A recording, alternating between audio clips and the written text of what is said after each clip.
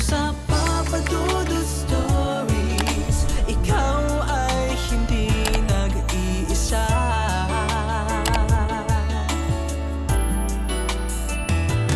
Dito sa Papa Dudut Stories, may nagmamahal sa'yo. Papa Dudut Stories, Papa Dudut Papa Dudut. Sa lahat po ng mga nakatutok ngayon, huwag pong kalimutan mag-like, mag-share at mag-subscribe. Maraming salamat po sa inyong lahat.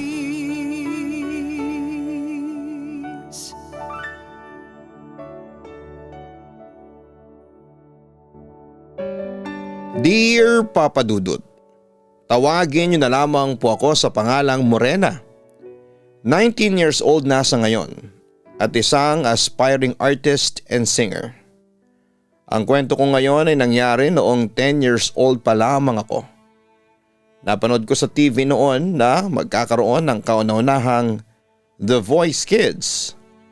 At ang audition ay gaganapin lamang sa isang place na medyo malapit sa amin. Natuwa at na-excite noon ang mga magulang ko kasi parang sure na sure silang makakapasa ko. Well, hindi naman kasi sa pagmamayabang pero marami ang nagsasabi na magaling akong singer. Para daw akong si Charis Pempenko kung bumirit. Malaki din ang advantage ko noon kasi mestiza ako. Actually, noong bata ako ay lumabas na ako sa mga TV commercials katulad ng instant noodles, chocolate drinks, gatas, vitamin C syrup at naging print model na rin ako ng isang brand ng damit na pambata. Kaya in-encourage talaga ako ng mga magulang ko na mag-audition sa singing contest. Kasi alam nilang may edge ako. Lalo pat madalas din akong manalo sa mga singing contest sa barangay namin at naging mga awit ng taon pa sa school namin noon.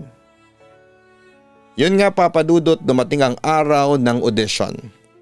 3:00 pa lang ng madaling araw ay umalis na kami sa bahay. Bali kasama ko noon si Mama at ang isa ko pang kapatid na 8 years old bilang support sa akin. At saka nagbabaka sakali noon si Mama na baka madiskubre din ang kapatid ko. Anyway, mabilis lamang ang naging biyahe namin noon kasi wala pang gaanong sasakyan. Pagdating namin doon ay nadatna namin na marami na ang tao. Iba't ibang klase ang auditionees. Siguro yung mula 6 hanggang 12 years old. Halos lahat din sila may kasamang guardian. Ang haba ng pila, umabot na sa kabilang kanto. Napatingin ako noon kay Mama habang nawala ng pag-asa. Ma, sa palagay ninyo ay makakapasa ako? Tanong ko noon sa kanya habang nasa pila kami. Oo naman, makakapasa ka. Isa ka sa mga mapipili. Pagpapalakas ng loob sa akin ni Mama. Muli kong tinignan ang mga kapwa ko auditionees. Karamihan sa kanila ay mga magaganda at mga gwapo. Meron ding iba na show off at nag-vocalize habang nakapila. Medyo na-discourage na ako kasi parang imposible na yatang mapansin ako sa sobrang dami ng mga makakalaban ko na alam kong mas may itsura at mas magaling kesa sa akin. Pero sa huli ay sinubukan ko na lamang lakasan ang loob ko. Hindi nagtagal ay unti-unti nang umusad ang pila. Nang malapit na ako sa magbibigay ng audition number Papa Dudut, ay sinumpong ako ng hika. Dahil na rin siguro sa sobrang kaba. Buti na lamang at niabot ni Mama ang aking nebulizer spray.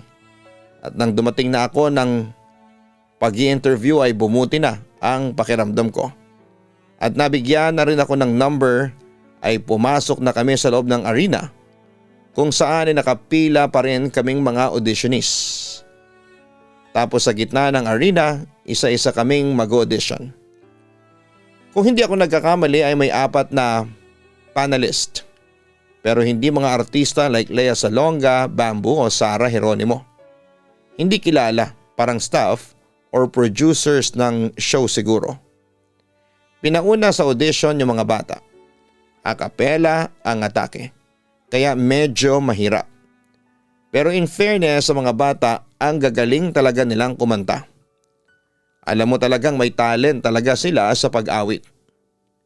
Samantala ay may mga nakilala at naka-vibes akong mga kapwa ko auditionist. Isa na roon si Ate Patty, na kamukha ng panganay na kapatid ko. Siya yung kanina ko pang napapansin na nagvo-vocalize. Napansin ko nga sa boses niya na medyo pang opera or theater ang kanyang boses. Kasi sa edad niyang 12 ay mataas na soprano na ang kanyang boses. May isa pa akong nakasundo, si Ate Rona na 12 years old din. Siya yung tipo na mahiyain pero kapag naka-vibes mo siya ay madaldal. Bali ahead sina Ate Patty at Ate Rona sa akin sa pila kaya sila ang mas mauuna kesa sa akin. Samantala, nakakwentuhan ko rin yung mga bata sa likuran ko. Sina Johnson, 9 years old, si Michelle, kasing edad ko na 10 years old, at si Kuya Jarrell na 12 years old na. Pero kapansin-pansin, nasa likod ni Kuya Jarrell ay isang batang nakasuot ng bestidang itim, maputla at hindi ko masyadong maaninag ang mukha dahil parang palagi itong nagtatago sa likuran ni Kuya Jarrell. Katunayan, Papa Dudut, habang nagkwekwentuhan kaming anim na magkaka-vibe sa pila, ay hindi ko talaga maiwasang mapatingin sa batang babae sa likod ni Kuya Jarrell. Natansya ko ay nasa 10 hanggang 11 years old. Kuya Jarrell, isama natin yung babae sa likod mo. Sabi ko sa kanya habang tinuturo ang likuran niya. Agad namang bumaling si Kuya Jarrell sa kanyang likod at bahagyang umusog. Doon ay nakita kong biglang naglaho yung babaeng nakaitim na kanina pang nagtatago. Babae saan? Aniya. Kanina ko pang nakikita yung babaeng nakaitim na nagtatago sa likuran mo. Naguguluhan kong sagot sa kanya. Nagtanong naman si Kuya Jarrell sa isang lalaking auditionee sa kanyang likuran. At sinabi nitong walang babaeng nakaitim. Napansin ko din ang number ni Kuya Jarrell na 1018 habang yung lalaking auditionee sa likod niya ay 1019. Ibig sabihin, walang numero yung babaeng nakaitim. Samantala bumalik kami sa kwentuhan. Pero nawala na ang focus ko sa topic kasi hindi ko maalis ang tingin ko sa likuran ni Kuya Jarrell. Kasi noong mga sandaling yon ay muling lumitaw ang babaeng batang nakaitim. Kinabahan na ako noon kasi kitang-kita ko na hinawakan ng babaeng yon ang balikat ni Kuya Jarrell. Pero nakapagtatakang hindi ito naramdaman ni Kuya Jarrell. Tapos mamayang saglit ay mula sa likuran ng kaibigan kong auditionee ay unti-unting sumilip ang babae na tumingin sa akin. Doon ay natakot na ako dahil bukod sa maputla at tila naaagnas na ang kanyang balat, ay natakot ako sa kanyang mata na all black as in parang mata ng sinapian ng demonyo. Tapos ay mabilis din itong bumitaw sa balikat ni Kuya Jarrell at nagtago ulit ito sa kanyang likuran. Dahil dito, nagpa siya na akong lumapit kay Kuya Jarrell at tinignan ko ang kanyang likuran. Pero wala na yung babaeng nakakatakot. Hindi nagtagal ay dumating na ang audition sa amin. Unang sumabak si Ate Patty. Palakpakan ng mga tao kasi ang galing nga naman at biretera. Makapanindig balahibo. One moment in time ang kinanta niya. Sigawan ng mga tao nung matapos siya. Sumunod si Ate Rona at inawit ang kantang And I Am Telling You. Ang galing ng pagkanta niya. Narinig ko nga ang usapan ng mga auditionees na may nanalo na raw Lumapit naman sa akin si Kuya Jarel at tinapik ang balikat ko habang pinapanood namin si Ate Rona. Sabi niya ay siguradong pasok na raw ang kaibigan namin. Sumunod na akong sumalang. Kinanta ko ang awitin ni Sarah Geronimo na I Still Believe in Loving You. Okay naman sana ang pagkanta ko pero sa kalagitnaan ng aking pagkanta ay biglang may tumulak sa akin mula sa likuran. Kaya nawala ako sa focus at napatingin ako sa aking likuran. Pero wala naman ako nakitang tumulak sa akin. Kaya nagpatuloy lamang ako sa pagkanta. Pero muling tinulak ako mula sa likuran kaya tuluyan akong nawala ng balanse at napasalampak sa gitna. Agad din naman akong tumayo. Pero nawala na ang confidence ko kaya ang ending ay hindi ako pumasa sa audition. Umiyak akong lumabas ng venue at sinalubong naman ako ni na mama at ng kapatid ko. Kumain muna kami sa kalapit na fast food bago nagpasyang umuwi sa aming bahay. Doon ay kinuwento ko ang naging karanasan ko. Lalo na yung nangyari sa akin kaya hindi ako nakapasa sa audition. Sinabi na lamang ni mama na bumawi na lamang ako sa susunod. Samantala lumipas ang ilang araw ay binalitaan ako ng mga kapatid ko na magkakaroon ng singing contest sa aming barangay bilang bahagi ng birthday celebration ng aming kapitan. Siyempre nagpalista ako. Kasama ng ilang pinsang kong sina Ate Loy at Ate Christine. Dalawa naman sa kapatid kong lalaki sina Kuya Lindon at Kuya Eddie ay sumali din. Dumating ang competition at ang nanalo noon ay ang kaibigan ng pinsang kong si Kuya Mark. Second placer si Ate Christine habang ako naman ay third placer. Ang saya-saya namin noon. Samantala pagkatapos ng mga kabataan ay mga adults naman ang sumalang sa singing competition. Sumali ang papa ko sa competition kaya nanatili pa kami doon para i-cheer syempre ang aming ama na isa rin sa mga singing champions ng kanyang henerasyon. Habang hinihintay ang pagsalang ni papa sa entablado ay nakaramdam ako noon ng antok pero pinigilan ko dahil ayaw kong mamis ang pagkanta ni papa. Kaya nakipagkwentuhan pa ako sa mga kapatid at sa mga pinsan ko. Mamayang kaunti ay nagpaalam na si Ate Loy sa amin dahil nag-text daw sa kanya si tita at pinapauwi na raw siya. Medyo tumahimik ang lahat ng kumanta ang isang lalaki ng My Way. Sa ganda ng boses nito ay napapikit na ang mga mata ko hanggang naramdaman ko nang ang namimigat at talukap ng mga mata ko. Nagkwentuhan lamang si Ate Christine at mga kapatid ko. Habang ako ay napasandal na ako noon sa poste at pumikit. Naisip ko na matatagalan pa ang mga ito. Mga 40 minutes na rin siguro ang lumipas. Nang magmulat ako ng mga mata kasi nakaramdam ako ng tahimik na. At nakita ko na wala ng mga tao at puro dilim na lamang ng buong paligid ang nakikita ko. At nakaramdam ako ng lamig siguro dahil sa wala na ang mga tao. Hanggang lumitaw ang liwanag ng buwan. Palingon-lingon ako sa paligid. Natatakot na ako noon. Yung towel na nasa likod ko ay hinila ko ng kaunti habang pinupunas ko sa uhog ko at luha. Umiiyak na ako, pinigilan ko na magkatunog ang hikbi ko kasi naisip ko noon kung may mumoy baka marinig ako. Lalo na akong sinipon ng tuluyan at sinunok na ako noon sa kakaiyak nang biglang may nakita akong batang babae na papalapit sa akin. Papadudot hindi ko alam kung saan siya nanggaling basta sa paglingon ko ay bigla na lamang siyang nandyan at papalapit na. Nakabistida ito ng kulay itim na may manggas at puti na may ruffles sa ibaba.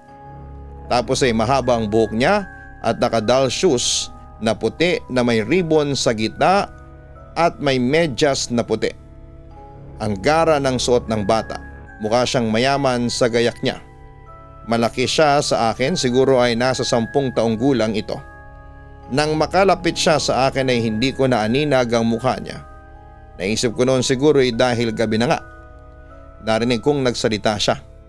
"Bakit ka umiiyak?" Tagalog ang salita niya. Kaya ako naman ay trying hard na nagtagalog. Tagalog malabyas ang tawag doon sa amin sa mga Kapampangan. Kako kasi iniwan ako ng mga ate ko pagkatapos ng singing contest. Ang layo ng sa amin kaya paano ako makakauwi? Tapos ay naiyak na naman ako. Tapos sabi niya, huwag ka nang umiyak, sasamahan kita. Gusto mo ay laro tayo? Tumango ako, ngumiti at tumahan habang sinisinok. Tapos nagpikpak-boom kami at ang taya ay mapipitik bulag.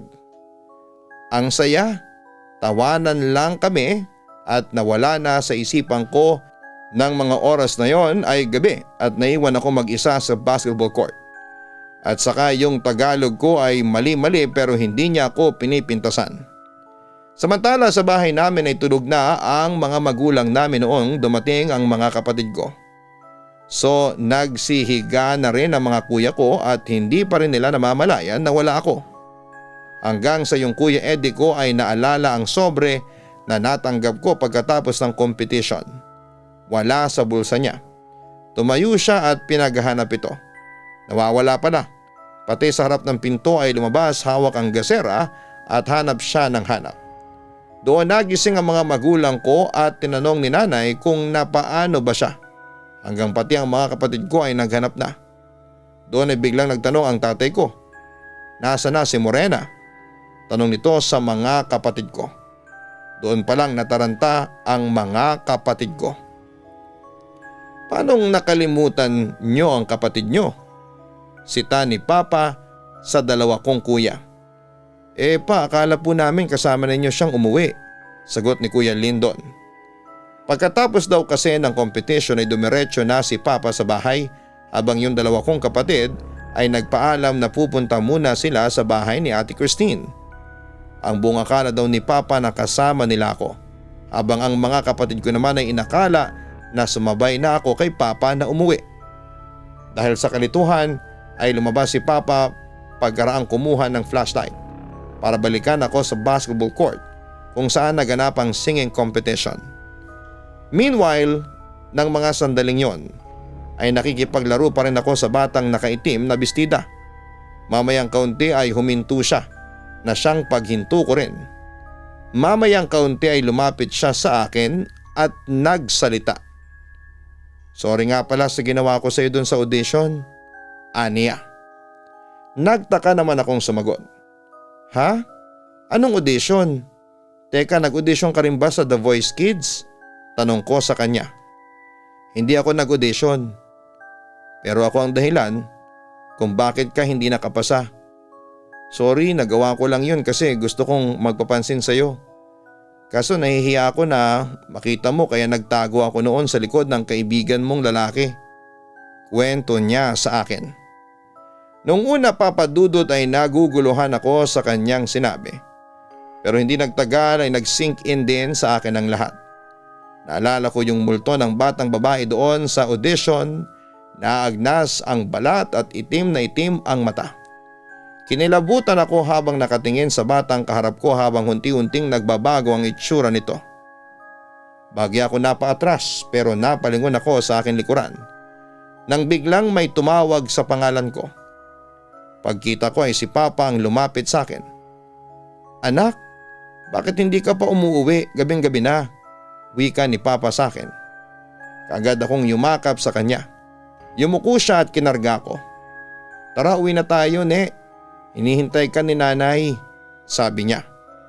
Ay Papa, bilisan natin, umuwi na tayo.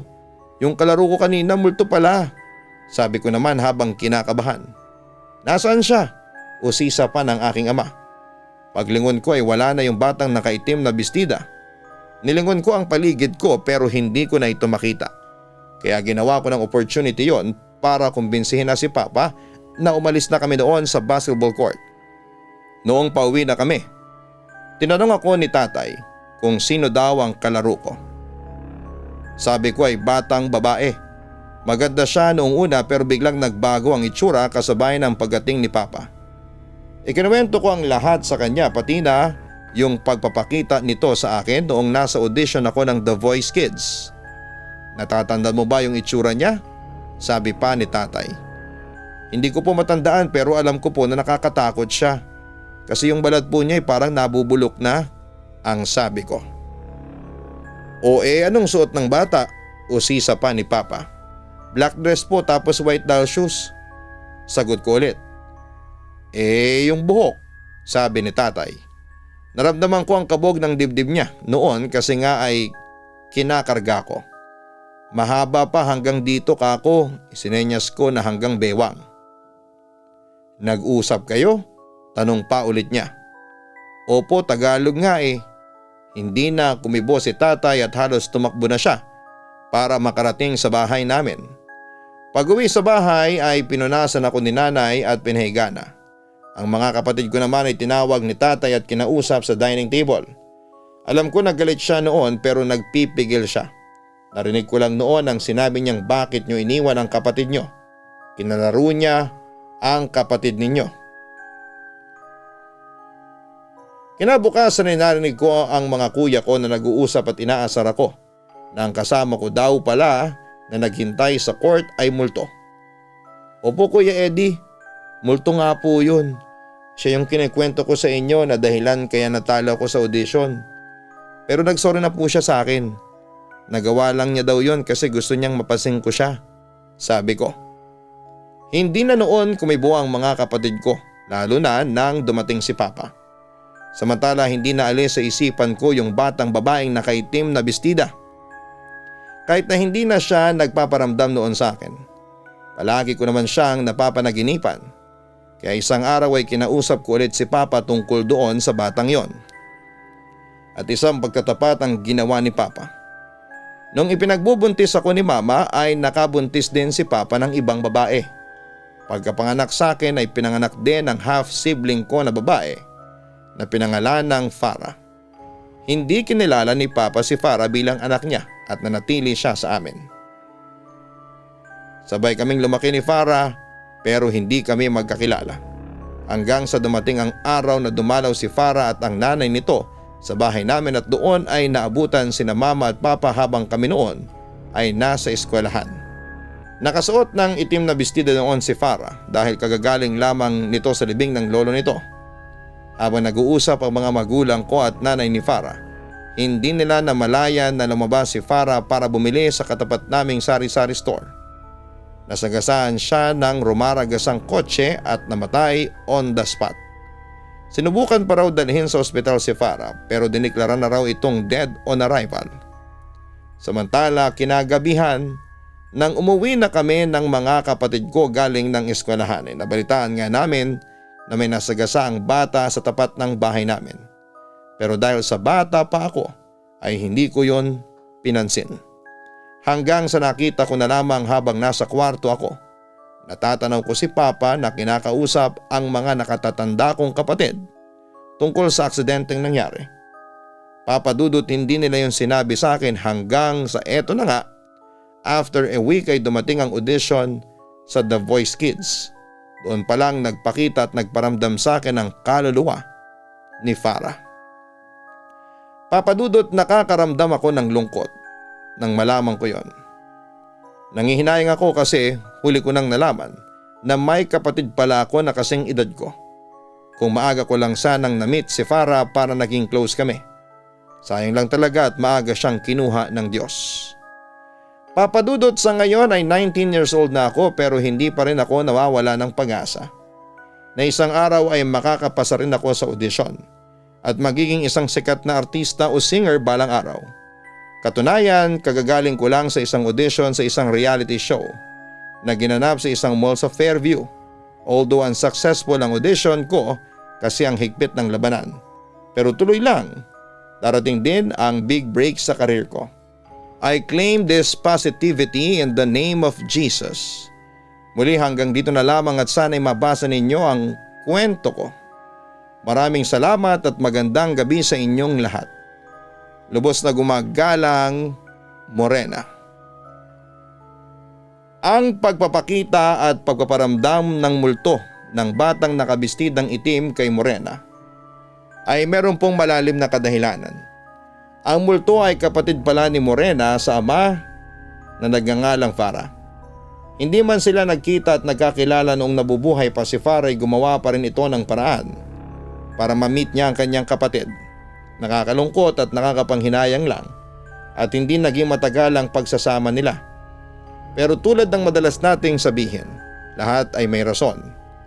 Sa kwentong ito ay pinatunayan ni Farah na mahal niya ang kapatid na si Morena dahil gusto niya itong makasama kahit sa sandaling oras lamang.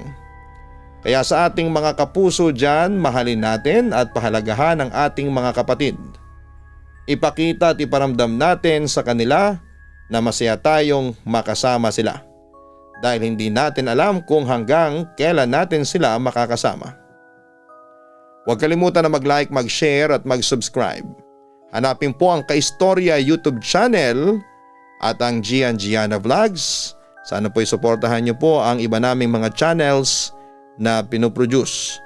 Maraming salamat po sa inyong lahat.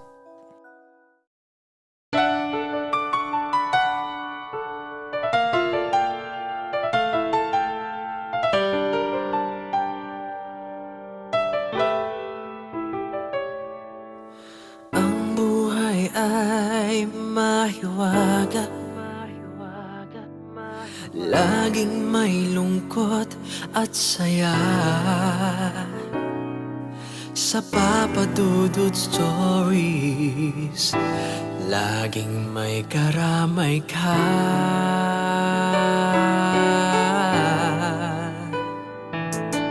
Mga problemang kay bigat, dito ay pakikinggan ka. Sa Papa Dudut Stories, kami ay iyong kasama. Dito sa Papa Dudut Stories, ikaw ay hindi nag-iisa.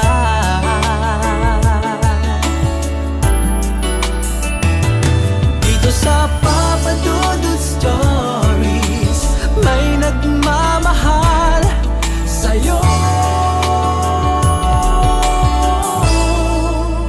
Papa Dudut Stories,